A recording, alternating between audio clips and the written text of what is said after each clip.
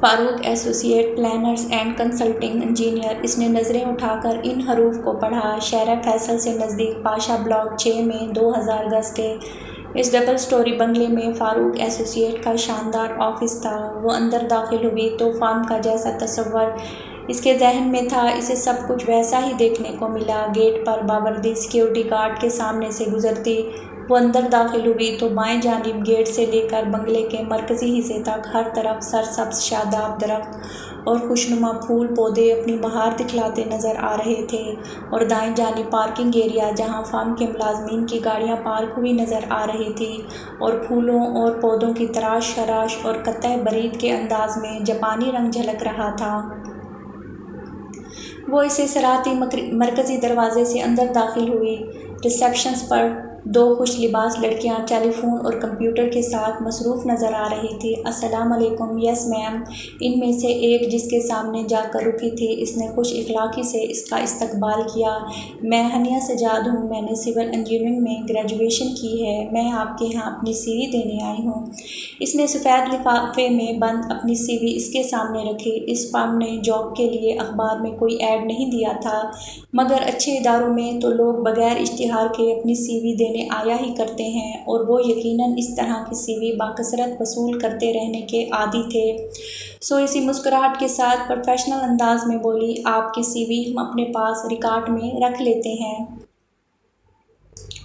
جب ہمارے پاس کوئی ویکینسی نکلی ہم یقیناً آپ کو کال کریں گے۔ کیا میری عزیز فاروقی صاحب سے ملاقات ہو سکتی ہے؟ میں جانتی ہوں وہ یقیناً بہت مصروف ہوں گے اور بغیر اپائنٹمنٹ کے ان کا مجھ سے ملنا مشکل ہوگا، لیکن اگر وہ مجھے تھوڑا سا وقت دے سکیں۔ وہ پر اعتماد ہمیشہ سے تھی اور اس کا پر اعتماد انداز اس وقت بھی بے حد نمایاں تھا۔ اس کے کھڑے ہونے کے انداز سے لے کر اس کی گفتگو تک کے انداز میں کہیں مخصوص گھبراہٹ جو ملازمت کے حصول کے لیے آئے افراد میں اکثر پائی جاتی ہے نظر نہیں آ رہی تھی۔ اس نے گھٹنوں سے کچھ اونچی سبز رنگ کی قمیض، دوپٹہ اور ٹراؤزر پہن رکھا تھا۔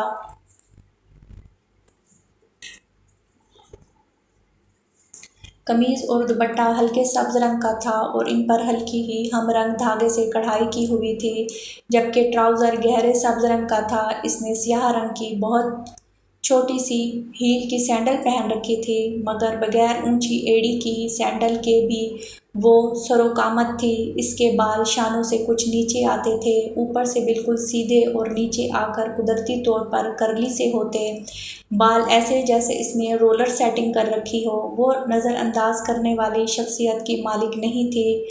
ریسیپشنسٹ جو اسے معذرت کرنے والی تھی، اچانک ہی اس کی نگاہ اس کی سی وی میں اس کی اکیڈمک کوالیفیکیشن پر پڑی تھی۔ وہ کولمبیا یونیورسٹی کے الفاظ پڑھتے ہی کچھ چونکی تھی۔ اس کے سامنے کھڑی لڑکی اس کے اردو تلفظ میں انگریزی لہجہ چھلکتا نظر آ رہا تھا۔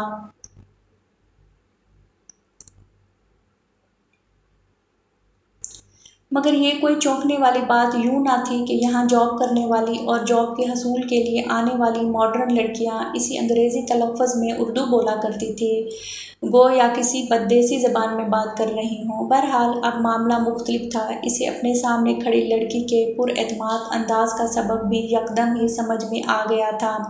میم آپ تشریف رکھیے، میں سر سے بات کرتی ہوں۔ اس نے سامنے کچھ فاصلے پر رکھے صوفوں کی طرف اشارہ کیا۔ وہ سر ہلاتی سامنے ایک صوفے پر جا کر بیٹھ گئی۔ وہ اپنے سامنے سے گزرتے مختلف کمروں میں داخل ہوتے، وہاں سے نکلتے سیڑھیاں چڑھ کر اوپر جاتے اور سیڑھیوں سے نیچے آتے مختلف افراد کو دیکھنے لگی تھی۔ آپ آدھا گھنٹہ انتظار کر سکتی ہیں، سر کے پاس ابھی کچھ کلائنٹس آئے ہوئے ہیں۔ ریسیپشنسٹ نے قدرے بلند آواز میں اسے مخاطب کیا تو اس نے سر اس بات میں ہلا دیا اور صوفے کے سامنے رکھی میز پر موجود مختلف پروفیشنل جرنلز میگزین دیکھنے لگی، جو سب کے سب سول انجینئرنگ سے متعلق تھے۔ سول انویسٹیگیشن کے حوالے سے ایک نئی تحقیقاتی رپورٹ پڑھ رہی تھی جب ریسیپشنسٹ نے اسے اپنے فارم کے مالک سی ای او عزیز فاروقی صاحب سے ملنے کی اجازت دی۔ وہ دروازہ کھول کر اندر داخل ہوئی تو اس ایئر کنڈیشنڈ آفس کے خاموش اور پرسکون ماحول میں عزیز فاروقی اسے اپنی میز پر بیٹھے نظر آئے۔ انہوں نے ریڈنگ گلاسز لگا رکھے تھے۔ اس کے سامنے میز پر ایک ڈرائنگ رکھی ہوئی تھی جس کا وہ بغور مطالعہ کر رہے تھے۔ دروازہ کھلنے کی آواز پر انہوں نے سر اٹھا کر دیکھا، گلاسز آنکھوں پر سے اتارے۔ انہوں نے اسی अंदर आने के लिए कहा और कुर्सी पर बैठने की दावत दी।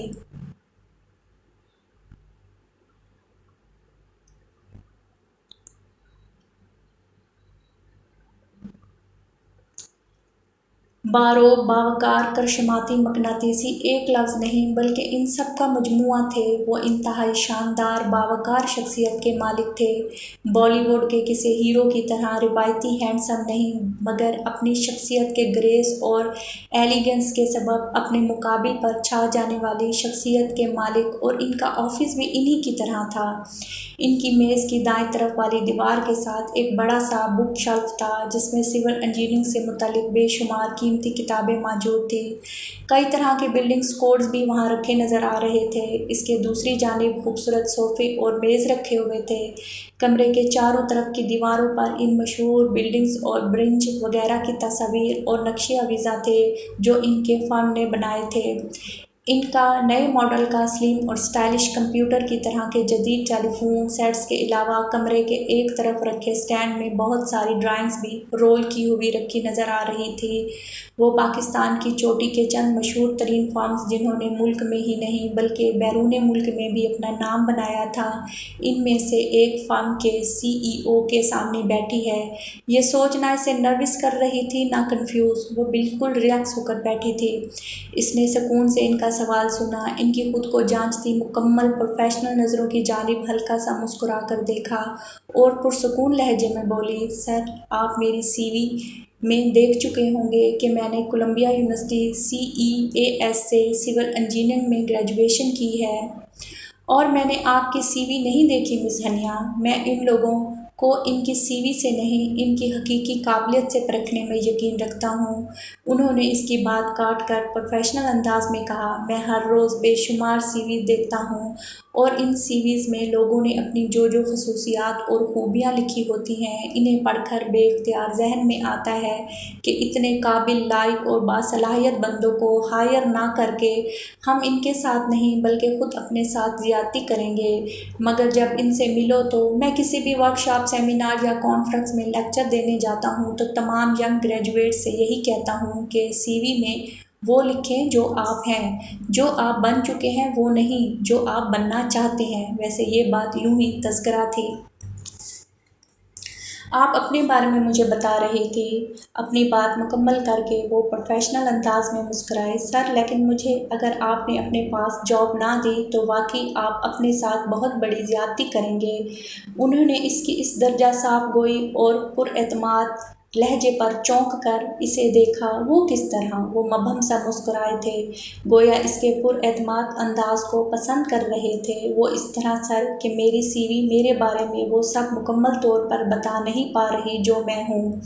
आपने स्ट्रक्चरल इंजीनियर की जॉब के लिए कोई ऐड नहीं दिया था। माशाल्लाह आपके फॉर्म का इतना नाम है। फिर मैंने इंटरनेट पर भी आपका कंपनी प्रोफाइल पूरी तवज्जो से देख रखा है। कितने सारे मशहूर, बड़े, रिकॉग्नाइज्ड इंटरनेशनली प्रोजेक्ट्स आपकी फर्म के क्रेडिट पर हैं और इसी किसी रेप्यूटेड फर्म का हिस्सा बनना यकीनन मेरे लिए एक ऑनर की बात होगी। लेकिन अगर आपने मुझे अपने पास जॉब ना दी तो ज़ाहिर है फिर मैं किसी दूसरी फर्म में जो आपकी कॉम्पिटिटर भी होगी वहाँ चली जाऊँगी और डेफिनेटली हायर भी कर ली जाऊँगी। तो अपने पास खुद चल कर आए एक ऐसे टैलेंट अभी जारी है।